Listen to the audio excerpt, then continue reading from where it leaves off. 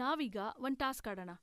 ಆ ಟಾಸ್ಕ್ ಅಲ್ಲಿ ಯಾರ್ಗೆ ಹೆಚ್ಚಿನ ಮಾರ್ಕ್ಸ್ ಬರುತ್ತೋ ಅವ್ರನ್ನ ನನ್ ಲೈಫ್ ಪಾರ್ಟ್ನರ್ ಆಗಿ ಮಾಡ್ಕೋತೀನಿ. ಓಕೆನಾ ನಿಮ್ಮಿಬ್ಬರಿಗೆ? ಓಕೆ. ಇದೊಂಥರ ರಾಜು ಕಾಲದ ಸ್ವಯಂವರ ಇದ್ದಂಗೆ.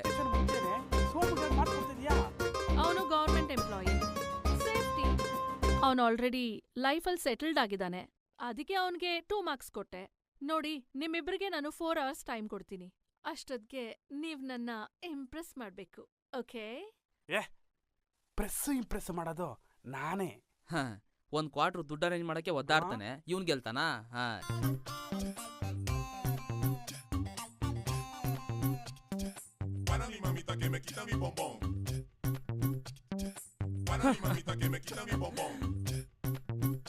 ಅಲ್ಲ ಸೋಮು, ಇಂಪ್ರೆಸ್ ಮಾಡಕ್ಕೆ ನೀವೇನು ಮಾಡಲ್ವಾ?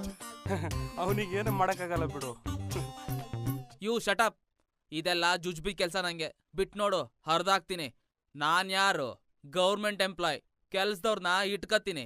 ನೆಲ ಏನು, ಮನೆನೇ ತೊಳಿತಾರೆ. ಅವಾಗ ನಾನು ನನ್ನ ಹೆಂಡತಿ ಸಾಕು. ಯಾಕೆ? ಮುಂದಕ್ಕೆ ನಂಗೆ ಗೊತ್ತು.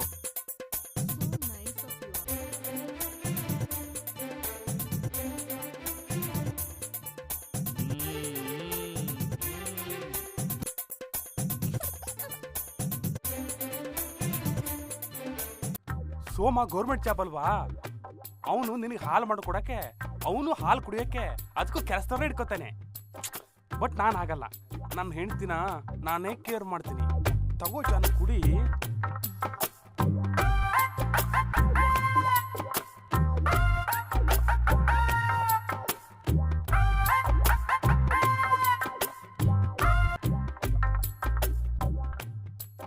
ಜಾನವಿ, ಇಲ್ಲಿ ಬಾಲ್ ಜಾನವಿ. ಯಾಕೋ? ಒಂದ್ ನಿಮಿಷ ಹೇಳ್ತೀನಿ, ಬಾ ಜಾನವಿ. ಬಾ ಇಲ್ಲಿ, ಒಂದ್ ನಿಮಿಷ.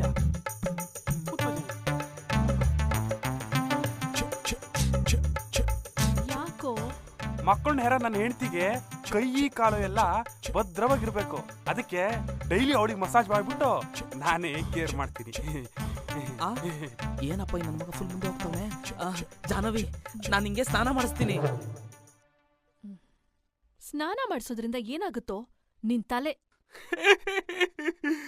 ನಮ್ ಗೌರ್ಮೆಂಟ್ ಎಂಪ್ಲಾಯಿ ಸ್ನಾನ ಮಾಡಿಸೋದಕ್ಕೂ ಕೆಲಸದವ್ರನ್ನ ಇಟ್ಕೊಳ್ತಾನೆ ಅಂತ ಕಾಣಿಸತ್ತೆ.